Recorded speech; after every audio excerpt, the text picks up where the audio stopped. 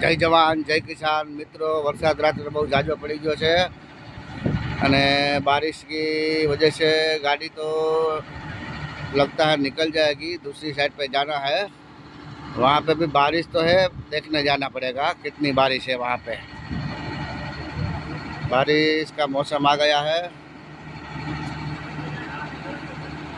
हवे 45 टननी गाड़ी है आ गुजरात में सौ प्रथम बार आडी गाड़ी हाइड्रोलिक गाड़ी 45 टननी आपणे बनावेली है। 1000 फूटना बोर करवा माटे है। दादा डबल में कर, डबल मांथी काटी नाखजे। 45 टन की गाड़ी मित्रों